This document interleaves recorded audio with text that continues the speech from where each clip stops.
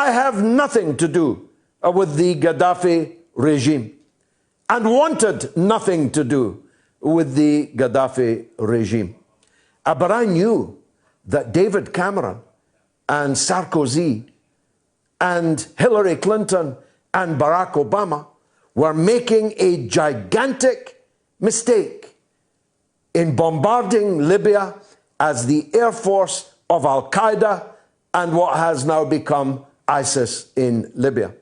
Libya has gone from the country with the highest standard of living in Africa to a non-state, not a failed state, but a non-state, with several governments, several parliaments, several armies, all still tearing each other apart over the corpse of what was once Libya.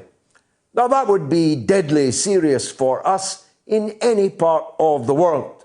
The fact that it's on the Mediterranean, a short sail to the European mainland, made the mistake of Sarkozy, Cameron, and Barack Obama all the more grotesque, because the very people complaining about the flow out of Africa of refugees, asylum seekers, desperate poor people taking to the rubber rafts, many of them to sink under the waves in the Mediterranean, are the very people who blew the bloody doors off.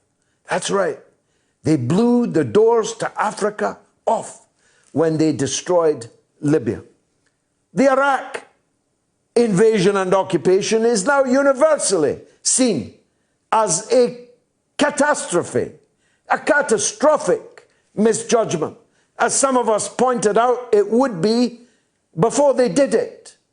The invasion of Afghanistan, which has now lasted longer than the First World War and the Second World War, and then again the Second World War, is widely regarded as having been all for nothing.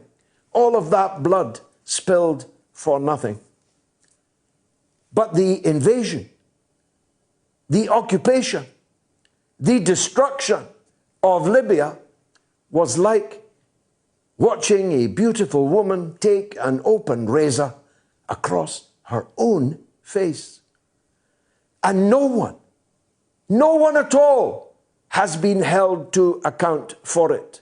Not the politicians who ordered it, not the media that cheerlead it, not Sky News that hurtled up and down the highway with Al-Qaeda, cheering them to the rafters, calling them freedom fighters. None of these people have been held to account at all.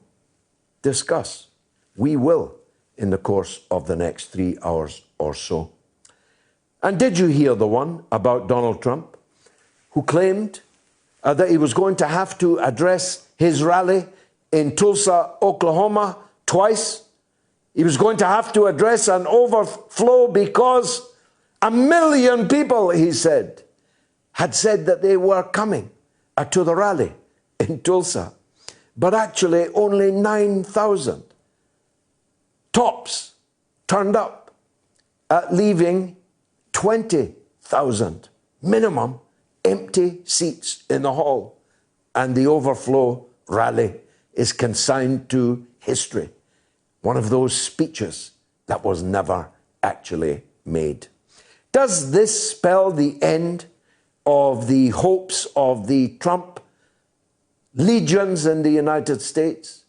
So many of them armed, many of them out in Tulsa this evening with their semi-automatic weapons, their biker's jackets, and their goatees. What is it about goatees and these fellows? Does it spell the end for them? Well, it would do if the Democrats hadn't picked Joe Biden, who may very well be the only person in the whole of America that could not defeat Donald Trump in November for the presidency. Will Trump go if he's defeated? Will there be armed conflict in the United States? Who would have thunk that I'd be sitting here talking in 2020 about whether a president will agree to leave office if he loses the election? Who'd have thunk in 2020 I'd be questioning whether the United States of America, the so-called leader of the so-called free world, might descend into armed chaos in the wake of a Trump defeat in November? And if Trump is defeated, how long can Biden possibly hold on to power in the White House when he can no longer tie his shoelaces, no longer tell his wife from his sister, no longer tell which basement of which house in which part of Delaware he's addressing a tiny number of people? There was at one point I saw he was broadcasting to 69 people this very week. If Trump's crowds are small, Joe Biden's could fit into a telephone box, which for younger viewers and listeners used to be a thing. And of course, the coronavirus has rocketed in Germany. There's a riot going on right now in Stuttgart, in Germany. Further particulars forthcoming when they are available. And the rocketing to 2.88 of the R rate surely means that the lockdown will have to be locked down again, and damn quick, because that level of reproduction of a killer virus is simply unlivable with in normal circumstances. Britain and the United States, lockdown, quarantine, social distancing, masks, have all collapsed in ignominy. And people have been massing, mobbing and rioting all over both countries in thousands, tens of thousands strong. That spike is yet to come.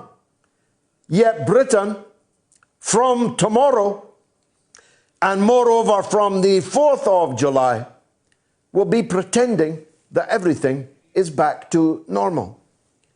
Now, there are still some people out there, not so many, or maybe I've just blocked them all, who claim that this was all a capitalist conspiracy, that the coronavirus was no worse than the flu, that this was all a ludicrous hype and exaggeration and part of some dark, nefarious New World Order Illuminati plan. Some of those were in Ward 5 in Broadmoor, but others of them ought to have known better. And I once thought, when I knew them and cared for them, that they did know better. But we are now looking down the barrel of a second spike before the first spike has finished, of a coronavirus which may well be no worse than flu, no worse than the Spanish flu, which killed between 50 and 100 million people worldwide at the end of the First World War.